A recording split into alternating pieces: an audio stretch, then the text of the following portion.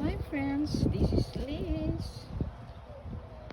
Here I have a giant cabbage plant, broccoli, Brussels sprouts. Look at that! I have a small head of broccoli,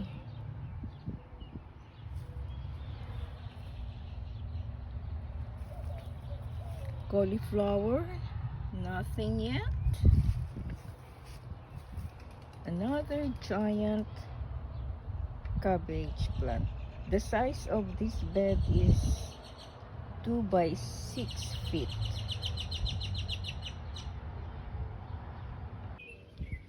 Volunteer cosmos plants.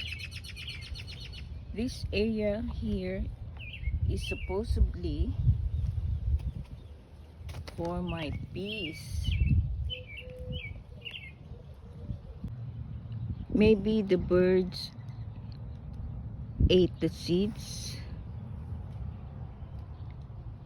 Brussels sprouts. A huge Swiss chard.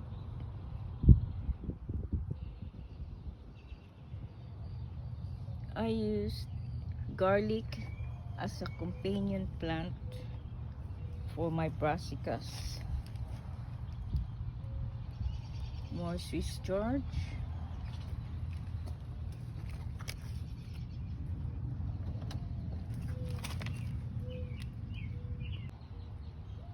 Cabbages.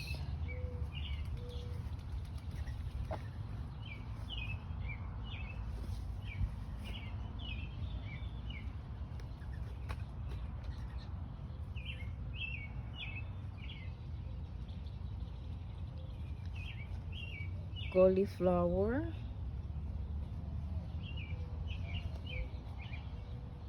Wow, look at this gorgeous looking burgundy cauliflower.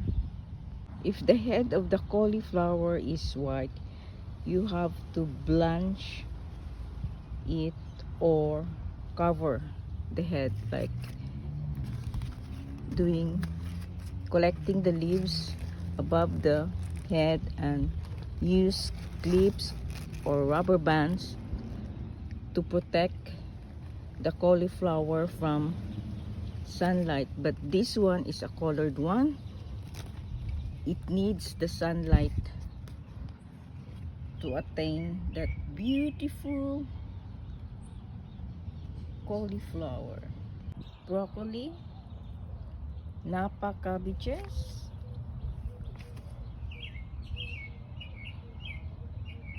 more Brussels sprouts, green globe artichokes,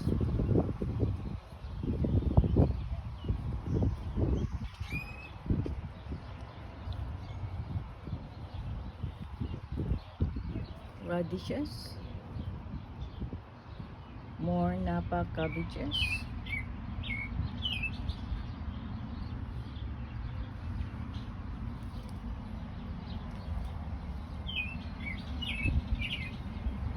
the heads of the Napa cabbages are forming, which is very nice.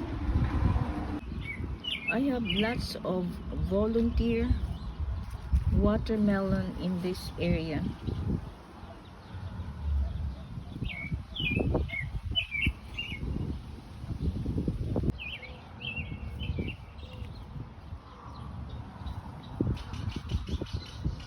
These are dwarf tomatoes.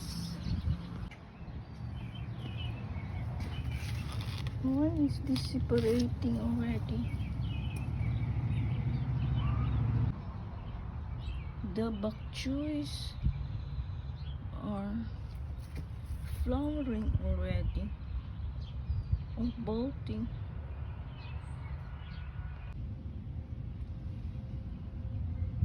More greens here.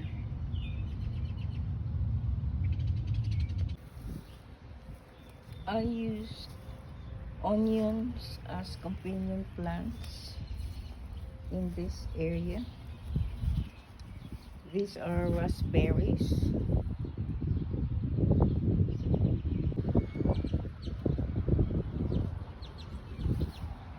Grapevine.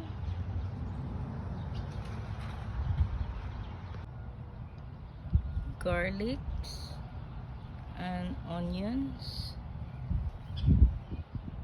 below the nectarine tree.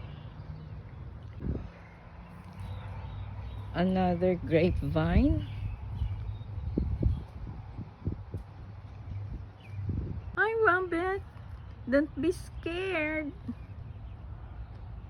I'm a friend.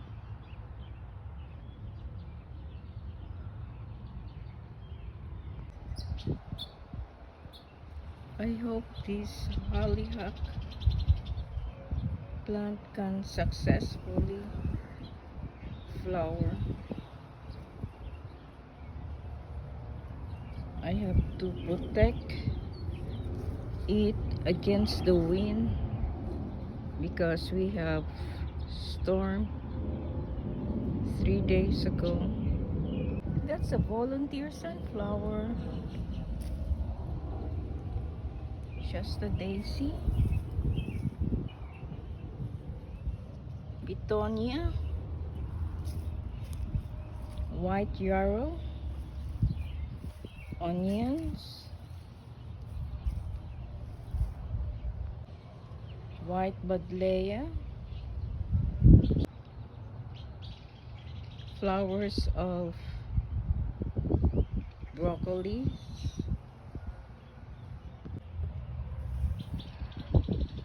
Birded irises.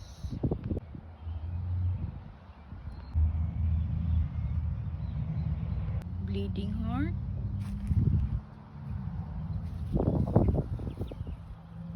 Columbine. Strawberries.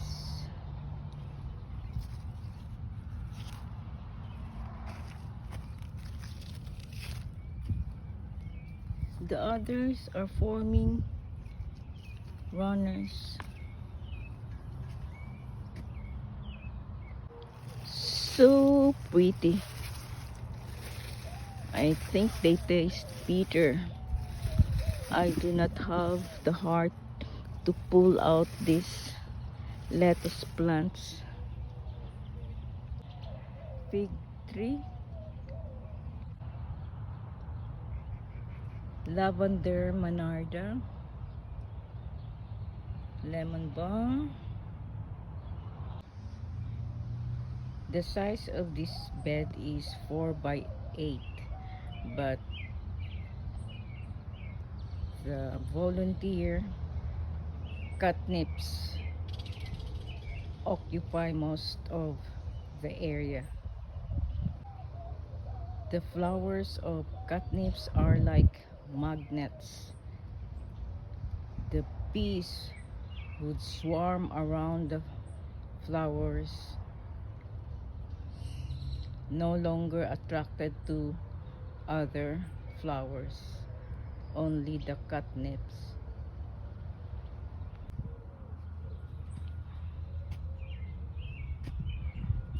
I don't know what's the variety of this red rose. I bought it without a tag.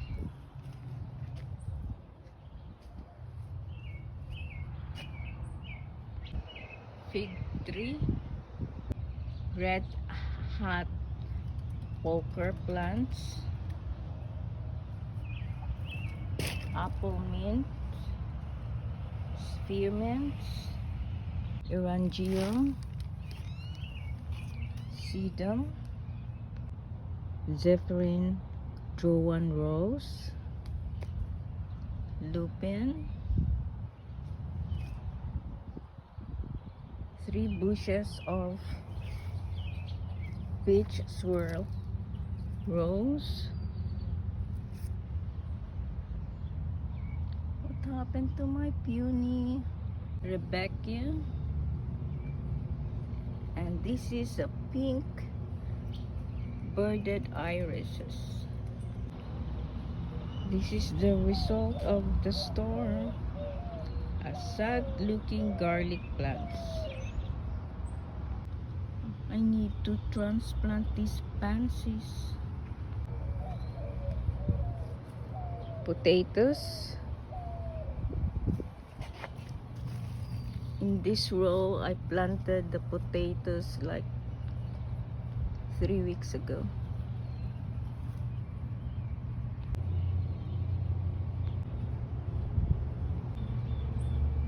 Black berries.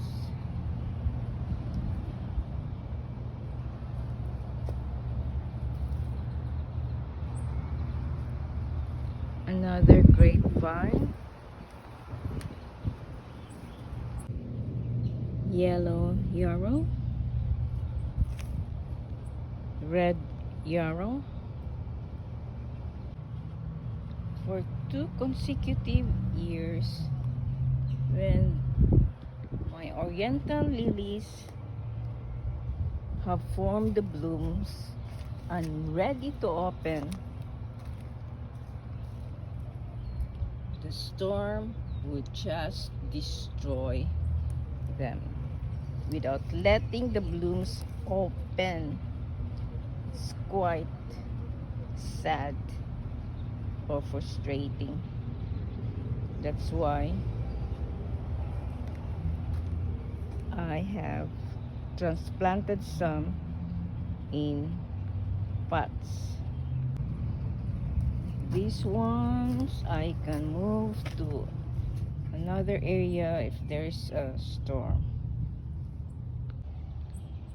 Lemon balm, onions, blackberries,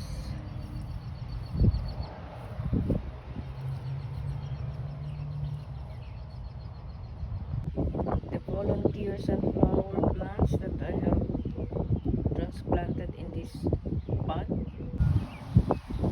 I need to harvest those tall asparagus spears.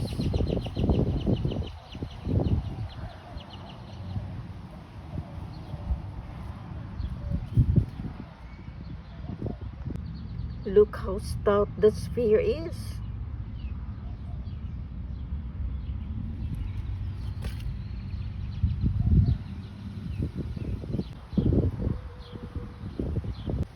See them? Penta.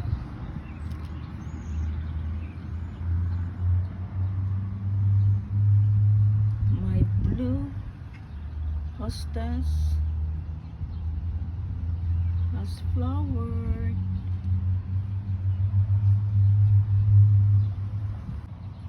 Hydrangea, salvias.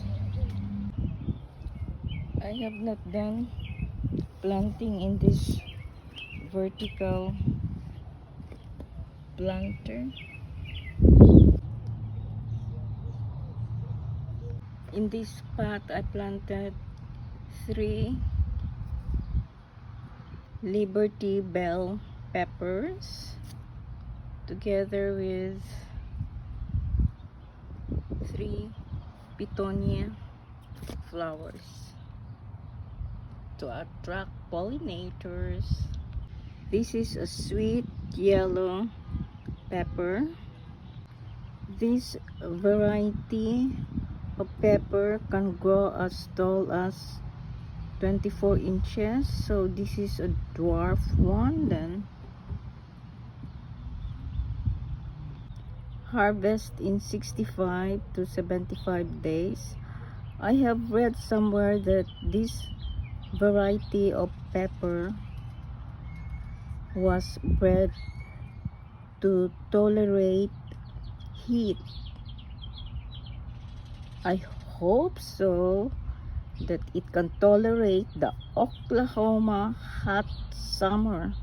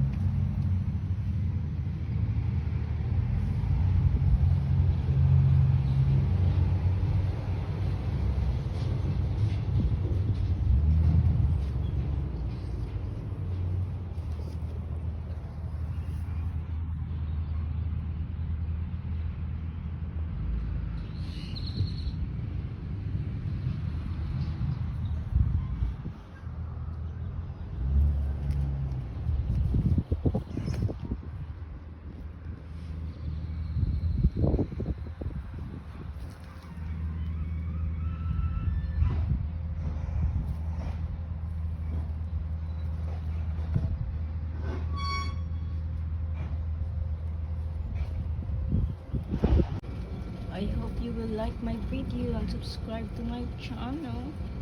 Love, love, love.